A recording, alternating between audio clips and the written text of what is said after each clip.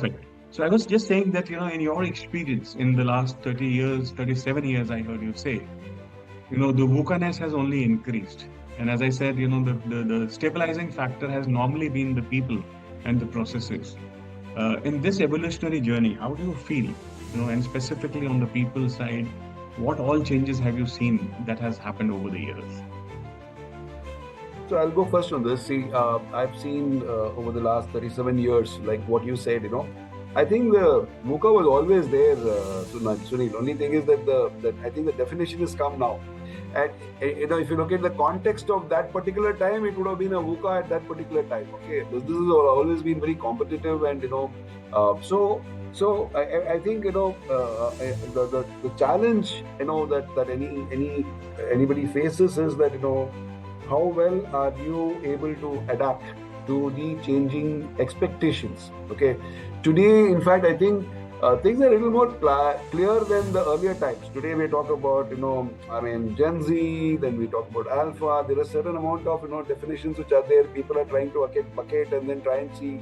Okay, so somewhere down the line, one has to be tuned into the changing times, and one has to actually accordingly unlearn, which is very, very important. Okay, and that is what I have seen. And I was going through this interesting conversation that was happening, just before we started, as to I did not have time to do this.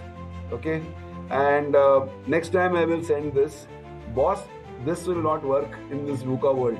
Okay, you guys have now signed up for something which is very important. Okay, and then the prioritization will become important. The reason why you guys have signed up is to help you to to traverse through these changing times. There's a lot of learning that you're going to have now, and if you don't do those case studies, and if you don't do those questions, then you're not learning.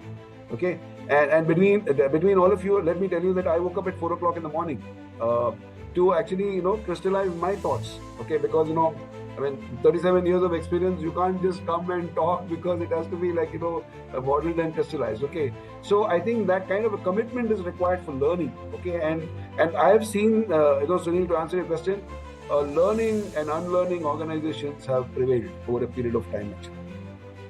So, Vasanji, I'm so glad that you mentioned, and I'm just summarizing some of the things that I really picked on, which, resonates very strongly, is our ability to adopt. कोई भी changes जो होता है, our willingness, और हम जितनी जल्दी से उसको adopt कर सकें, that agility that we have to show. The second is, our ability to actually work through Gen Z, Gen Z, the millennials and everything. Interestingly, you made a point कि ये VUCA world तब भी था, and maybe उस time के Gen Z हम थे.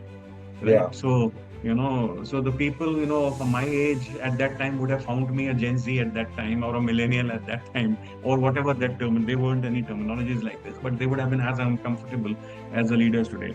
So this is, I would say, this is a continuum that you've just spoken of. The third, great point that I heard you make was, our ability to unlearn. जो हमने सीखा है उसको वापस से ना हटा के नया सीखना एक बहुत important चीज हो जाती है. And Sunil, I just want to stress on this, because unlearning doesn't come naturally to anyone. Unlearning is it's a consciously done. Okay, unlearning is a continuous thing. If you don't unlearn, see, they always say, if you don't unlearn, something new never comes into your mind. You need to keep it aside. You need to bundle it aside. You'll say, because these are 5 things I will never do again. That's how the unlearning will happen, because I see a lot of people struggle into this. I now work for JSW Paints. There are people who have come from conventional companies. Unlearning is very difficult. People are trying that X company's strategies in this Y company. It doesn't work. One has to actually come unlearn and then come start again, actually. So yeah. I want you all to make this point that unlearning is the biggest thing that you do very, very consciously, actually. Thank you. In fact, one more point that you made resonates very strongly, and I'm sure on managing the competing priorities. So time management, जिसे हम कहते हैं, वो competing priorities होंगे. Our ability to read onto the caselet and take the quiz is a competing priority, and I'm sure there's something more eventful that may have happened जिसने ये समय ले लिया होगा participants का, but our ability to prioritize something and get it done And on some point in time, I'm sure, Manisha would have done those sessions on time management earlier. But we'll of course talk about it a little later. Thanks, Vatsanji, for sharing there. Pradeepji, just posing the same question to you, basis your experience. If you can maybe use the pyramid approach and something incremental if you feel that you'd like to share, or an important point that you'd like to make on the same points.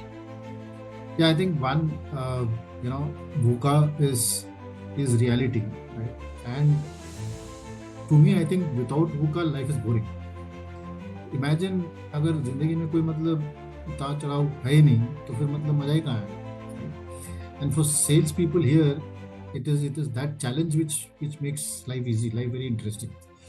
अगर target हो रहे हैं तो then तो क्या ही मजा है उसमें, राइट? जब टारगेट नहीं हो रहा है, जब there is pressure, that's when life becomes interesting.